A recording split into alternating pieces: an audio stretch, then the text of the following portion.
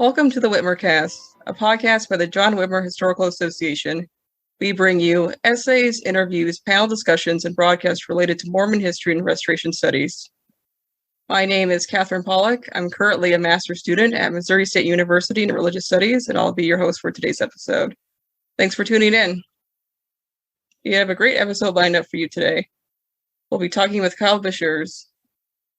If you'd like to join JWHA or visit our entire backlog of episodes and JWHA journals, go to jwha.info. With that out of the way, let's get started.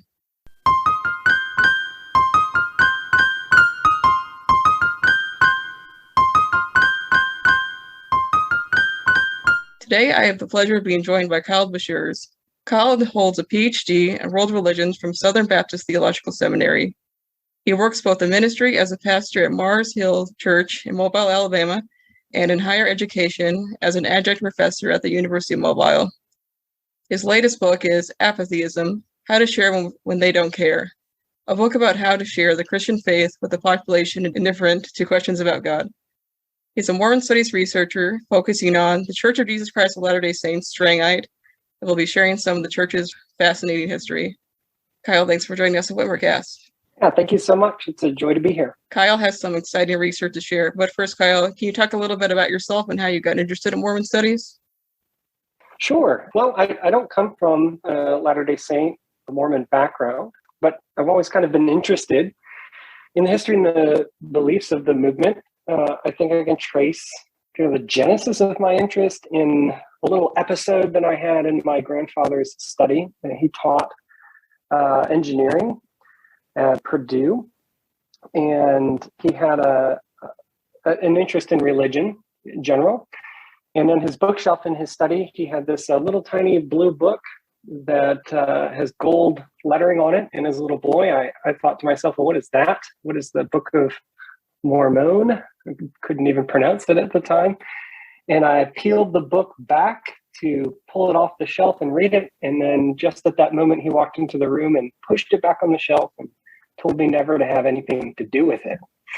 And so I think you might call that anti-Mormon sentiment. And that was kind of my first exposure to Mormonism. And I thought to myself, well, why would my grandfather not want me to have anything to do with this? It was like asking, a child not to press the red button until they return. And so I started pushing the red button, I guess. Just led to a lifelong interest in the topic.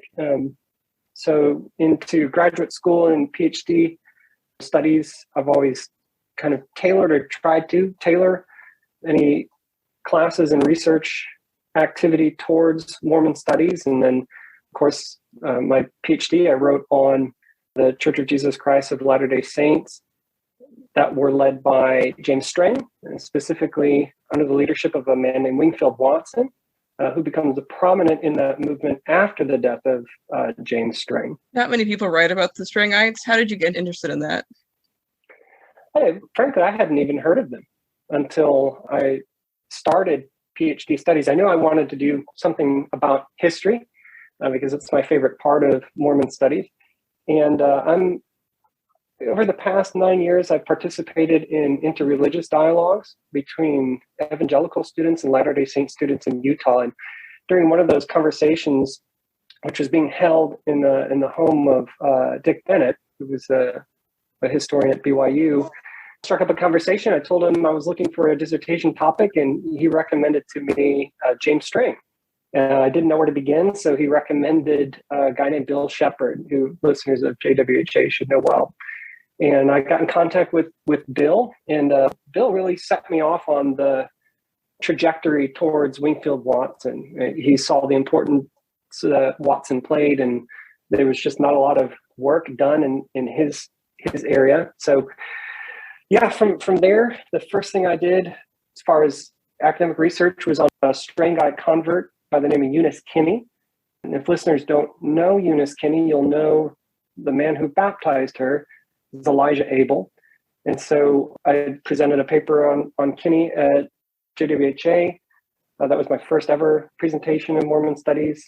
I had the opportunity to go to Provo and present at the Church History Symposium on James Strang's visions a couple years ago. And I just got news today that my proposal for JWHA in 2022 has been accepted. So I'll be looking at the writings of a man named Charles Douglas, who actually turns out to be a woman named Elvira Field, James Strang's second plural wife. And actually, I think, if I'm not mistaken, there's an email that came out that somebody else is giving a talk on Charlie Douglas as well. So this might be Charlie Douglas's year.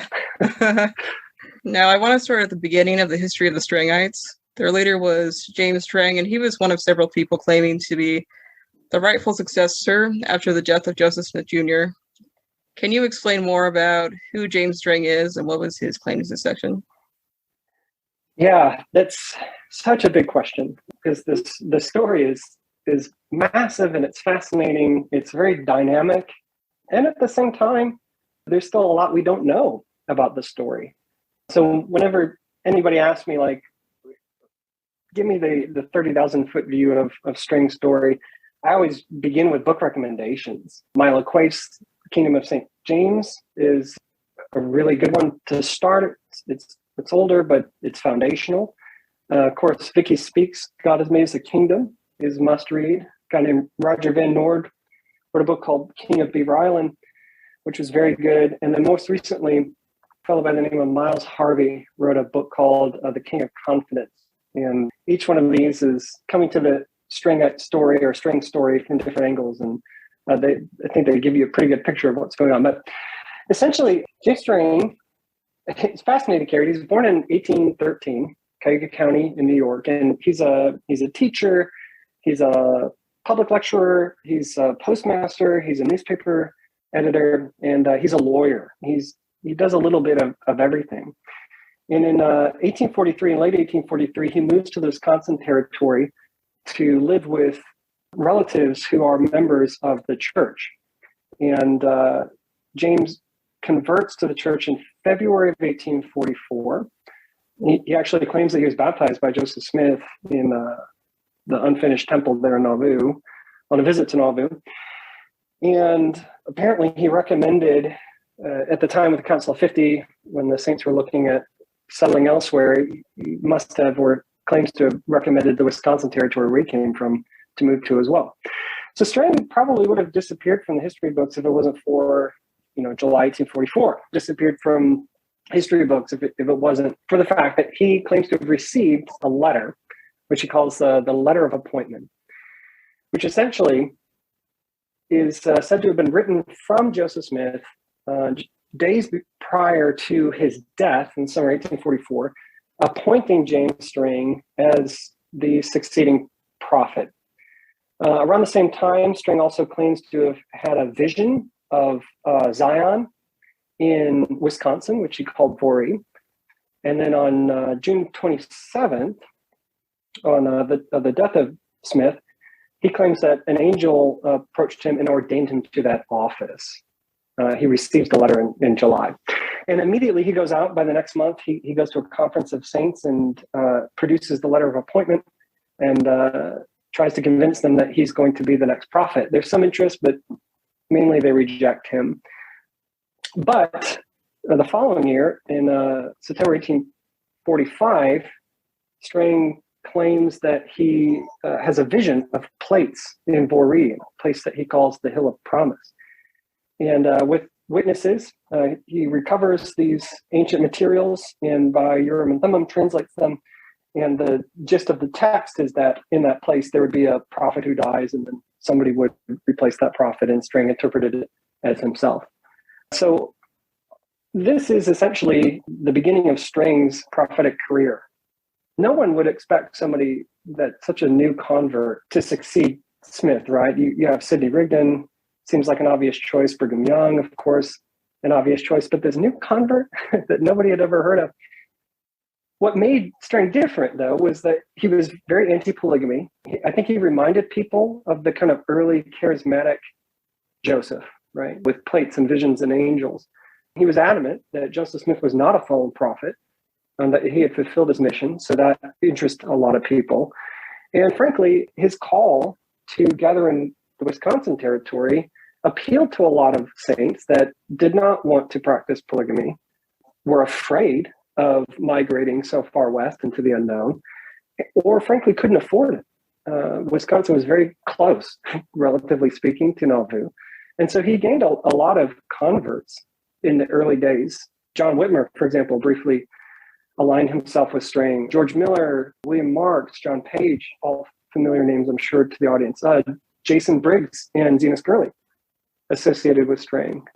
But he also picked some pretty colorful characters like William Smith, Joseph's brother, John Bennett, probably most notoriously, and then George Adams. And that kind of blend of well-received and more notorious leadership that Strang installs ultimately, as his movement is coming together, that bad leadership, we can say, begins to unravel it. And they also colonized Beaver Island.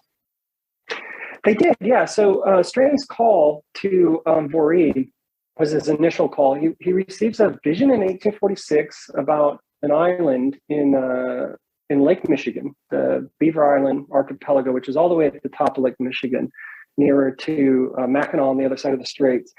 And he envisions that this Beaver Island colony was going to be a mission to the Lamanites, and that Voree was going to be kind of the center for the new gathering of Mormons. It kind of turned in that backwards, right? So there were a lot of Mormons that followed Strang, ended up going to Beaver Island. Voree struggled year after year and ultimately was a failed colony. But Strang also famously declared himself king of the kingdom of God on earth in 1850, has a coronation ceremony. And that winter, 1849 and 50, he claims to have received possession of what he called the Book of the Law of the Lord, with relationship to the fabled plates of Laban. He translates them by the gift and power of God, which essentially the book is a theocratic constitution. I think in some ways, Strang is simply following a trajectory that was set by the Council of 50. He wants to establish this kingdom as the king of the kingdom of God on earth until Christ would return. But in that coronation, that time period for him is kind of the height of his power, because as it turns out, he is not so anti-polygamy. He begins taking plural wives, first concealing his first plural wife, Elvira Field, by disguising him as his nephew, Charlie Douglas. But when that comes out, he marries her openly and then takes additional wives. And this kind of sets off a chain of events of dissension that is compounded with Gentile opposition to Strang's presence on that island. And ultimately, he's assassinated in 1856 and dies in July 9th, killed by a disgruntled Gentile and a former member in cooperation with the United States Navy, which is a really interesting part of that story, too. Now that I have some background on the Strangites, I want to shift gears and talk about the subject of your latest research, Wingfield Watson. What can you tell us about him, and why is he important to the history of the church? Yeah, so Wingfield Watson is, we start, I guess, a little biography about him and his conversion to start the story. So Wingfield Watson is born in 1828 in Ireland, and his family is a bit unusual in that they're Anglican. So he's a Protestant being raised in Catholic Ireland, and his family struggles to make ends meet. His father is beset by alcoholism, and the Great Famine that occurs in the late 1840s kind of prompts him to emigrate to the United States through New Orleans. And Watson, at a very early age, is very interested in the subject of religion. He seems very comfortable with his own faith, as far as, I could tell from his readings early on. But God always felt distant or vague, and he was really discouraged by the theological debates that were occurring. So he was always open and interested to learn something new. Watson's conversion to Mormonism is really slow and informal. If I remember correctly, I think the first time he said he had ever heard of Mormonism was when a Catholic was mocking the faith He was on a steamboat on the Missouri River. And that got him wondering, like, well, what's this guy going on about? And so he reads about Mormonism from various tracts, and he hears a Mormon preacher. He meets Mormons traveling up and down the Missouri River. He's looking for work. And it's not until somebody hands him or he purchases a copy of Parley Pratt's The Voice of Warning. And this is really interesting for him because if you've ever read it, you'll know that Pratt primarily grounds his argument for LDS restorationism in the Bible. And Wingfield Watson loves the Bible. And so this is really interesting for him. He converts to Mormonism personally before he ever meets any authority from the church. Ultimately, he's baptized into the church in 1852, but then he is diverted from traveling to Utah by Strangite missionaries who convince him that, well, actually, James Strang is the rightful successor to Joseph Smith. So Watson takes him and his young family and moves to Beaver Island, gathers where his new prophet has told him, personally greeted by Strang when he arrives there in 1852, ordained to the priesthood. He participates in Strang's School of the Prophets, just soaks up the faith, has extremely high regard and respect for James Strang. He's given an inheritance on the island, which is about midway down the island. So for a lot of the time that Watson's on the island while Strang's alive, frankly, he's a bit isolated from the controversies that are surrounding Strang. He's only up where Strang lives every now and then, fetching supplies or working on construction projects to help the church. But Watson is nearby the day that Strang is assassinated. In fact, Watson says he attends the body of Strang after he was assaulted. He's exiled from Beaver Island and then is kind of deposited into Chicago with nothing but his family and whatever they could bring with their hands on the same day that Strang died. So he lays low for a little while, as most Strangites did at that time. And a few years after Strang's death, the remnants of his followers kind of want to pull things back together and begin to meet, fellowship, and to reorganize the church as best they can. But of course, there's a controversy of authority. James Strang kind of grounded his argument for his succession on the fact that God in the restoration or in the latter days is not going to allow there not to be a prophet. And here we have James Strang gone, and God had not apparently appointed a second prophet. So what were they to do? The Strangites gathered together, and essentially they devised one of three options. Option one was to join this new movement, a reorganization, a new organization, I think is what it was called at the time, that was started by Jason Briggs and others that rejected Strang altogether. Now, Watson couldn't stomach that because he's a really big supporter of Strang. Now, Watson's position was that the second option, we just have to wait for the heavens to appoint a second prophet. But then there was this third option that was promoted by a guy named Lorenzo Dow Hickey that said, well, actually, James Strang secretly appointed Joseph Smith III to the first presidency so that actually Joseph Smith III is the true leader.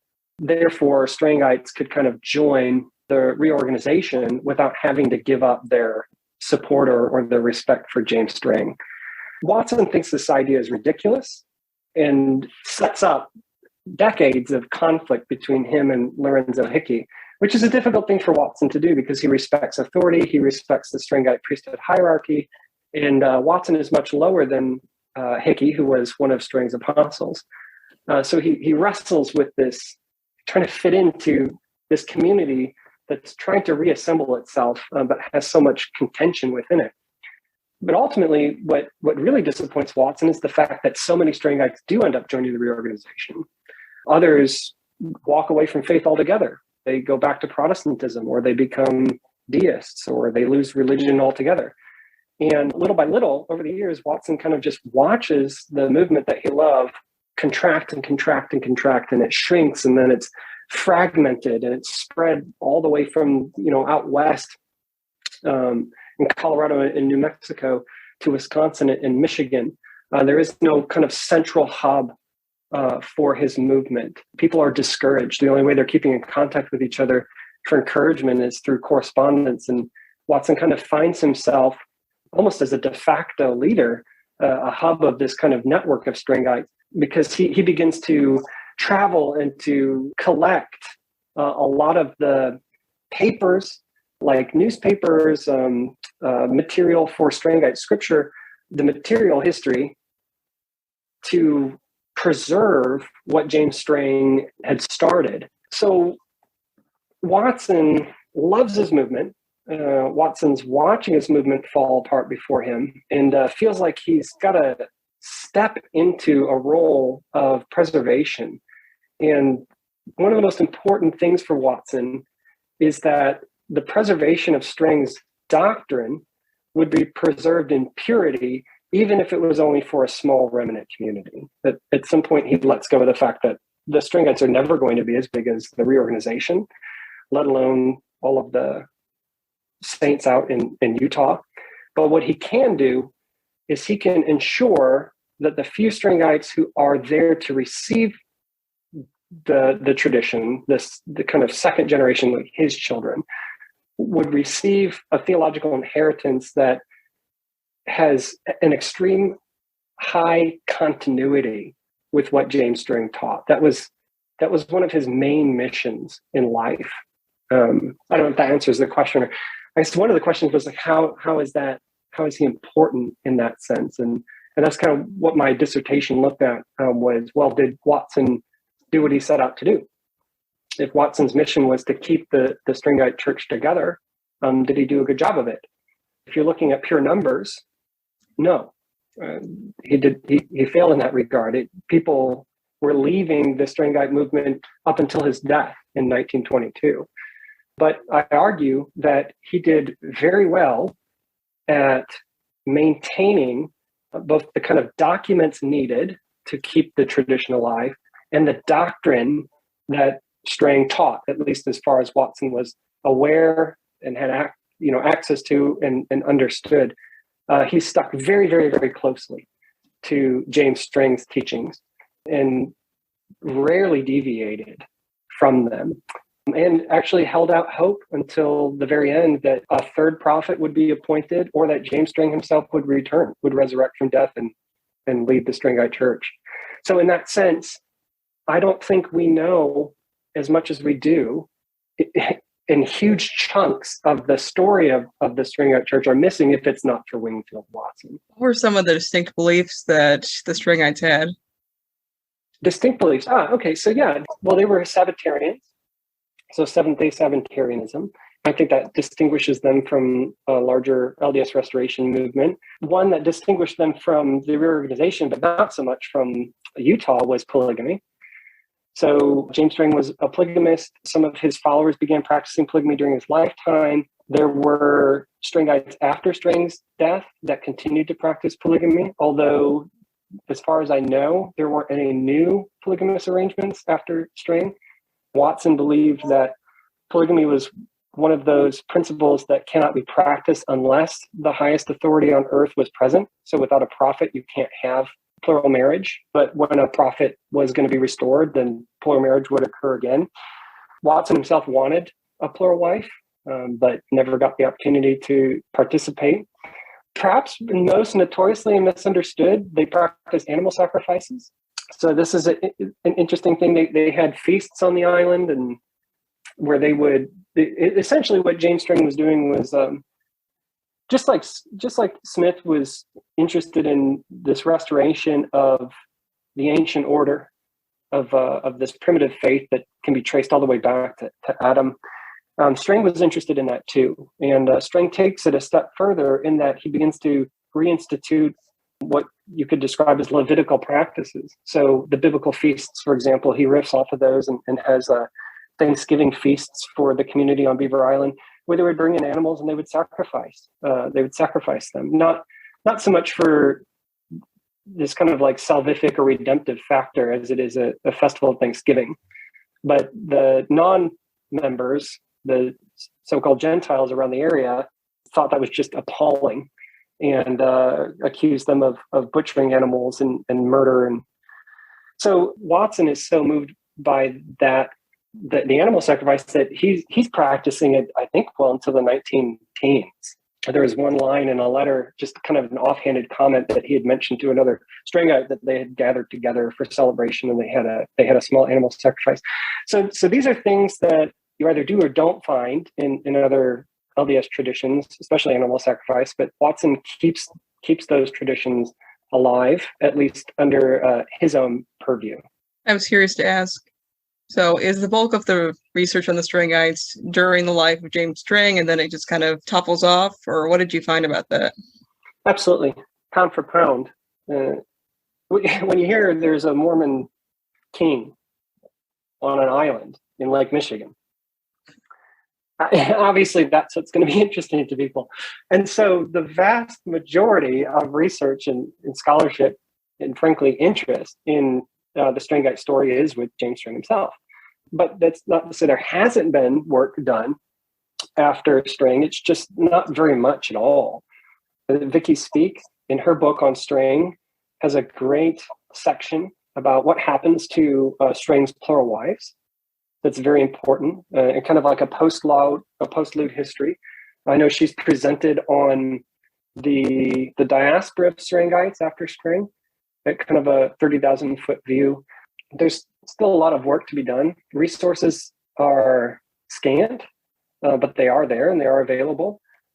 Fortunately, we have just about everything major that James Strang ever published, and the kind of history about how those works were used. And we have a lot of letters from Strangites that are struggling to keep the movement together after his death. So still a lot of work to be done. I think there was a little booklet written about Lorenzo Dow Hickey, but I think there's a lot of work that could be done with Hickey as well. And the relationship of Strangites and their experience in the reorganization, I think, is another area that would be really interesting. And the reason I say that is because I did some research into that woman, Eunice Kinney, and she had a heck of a time maintaining her Strangite distinctives within the reorganization. She was adamantly pro-polygamy in the reorganization, and that didn't sit well with anyone in our congregation. And I found records of disciplinary actions against former Strangites in the reorganization. So that would be a wonderful research topic for anybody that's interested. What was the typical Strangite experience like in the reorganization after Strang's death? Because not too many Strangites joined with the Restoration movement out west. And most of them, if they remained in Mormonism, went into the reorganized church. And what's the state of James Strang's church today? What's the legacy of Wingfield Watson on the contemporary church? Yeah, there's with JWHA there, you can meet some of the members of Strang's church today. There's not very many. There's a large congregation that still meets in Wisconsin, near where Voree was, not exactly there, but in Spring Prairie. A lot of that property of the Hill of Promise, so where the plates, James Strang said the plates were where the old Voree settlement was. A lot of that property is actually owned by that Strangite community because of a trust that Wingfield Watson set up. And there are small groups around the country. I believe there's a small congregation in New Mexico, Artesia, I believe. There's a very, very small congregation in Louisiana. So there's some kind of, it has fractured a bit, but the majority of them belong to this small congregation in Wisconsin. So not very many are left. But Watson's legacy, I believe, at least in that congregation in Wisconsin, is tremendous. I've been able to speak with folks from that church on a number of occasions, And I found that most of them, if not all of them, are aware of Wingfield Watson. They all have high admiration for him and high respect. He was not an apostle of that church. He was the presiding high priest. But to call him apostolic in a sense for them, I think would be appropriate. They view him as a very important figure in their own history, as somebody who was, took the Strangite tradition and handed it off to them, the recipients of Watson's hard work. So I'm not sure if they would agree with me on this statement or not, but I get the sense that even that congregation there would be even smaller, if not gone, if it weren't for the efforts of Wingfield Watson. So to me, he's very important to the movement in general and that church in specific. Yeah, thank you for explaining all this fascinating research. Is there anything else you'd like to leave our audience with? Read more about Strang. Yeah. It's not, yeah. not in a self-serving kind of a way, but the story is absolutely fascinating. And I think probably from a broad Mormon studies perspective, one of the most helpful things for me in studying Strang wasn't so much studying Strang as it was studying the average Latter-day Saint. What was it that drew them to Mormonism? What kept them there? What the whys, right? And so the Strangite story is one that is just as Mormon as the Brigham Young story or the Joseph Smith III story, in that what unites all of these people is this belief and hope in this restorative movement of God. And of course, there are divisions between them, but there's a lot of continuity and similarities that when you look at Strang and you look at him from the outside, you would think that this is just a strange breakaway group that is Mormon, but it's not.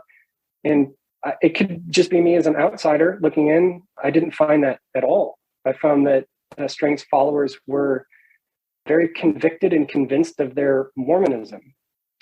And they wanted to follow LDS restoration principles faithfully. And so it gives you this new perspective or this new slant on the LDS restoration movement in general. And it's just getting to know those people and what made them tick, for me, colors the LDS restoration movement even brighter than just, remaining in dominant Mormon movements. And so where do you see your research going next? Well, on the immediate horizon, Lord willing, I'll be at JWHA this September presenting on Elvira Field's writings. I think I already mentioned that. So that is a shameless plug. You should come and listen to what I discovered about her. She's a pretty fascinating character too. And further on the horizon, I'm writing an introductory book on the LDS restoration movement for a traditional Christian publisher. I don't think it would surprise listeners to learn that from traditional Christian perspectives, there's not a lot of good writing on the LDS restoration movement from a traditional Christian perspective. And I'm really hoping to change that with this book.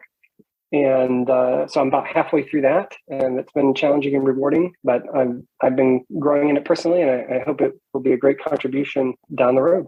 Well, we look forward to your books and your presentation at JWHA. And thank you for coming on Whitmercast. Yeah, thanks again for having me. This was great.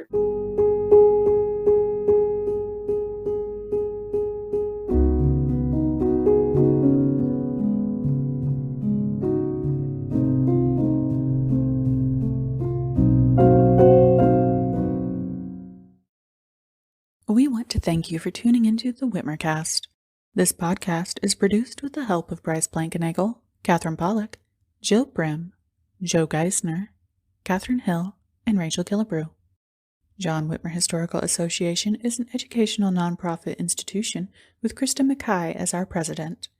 For more information, visit jwha.info, where you can meet our team and join the association, read past issues of the JWHA Journal, and get updates on upcoming conferences and events. Our theme music is I Love to Tell the Story, composed by Tom Moraine. This podcast is a production of the John Whitmer Historical Association, copyright October 2021, all rights reserved.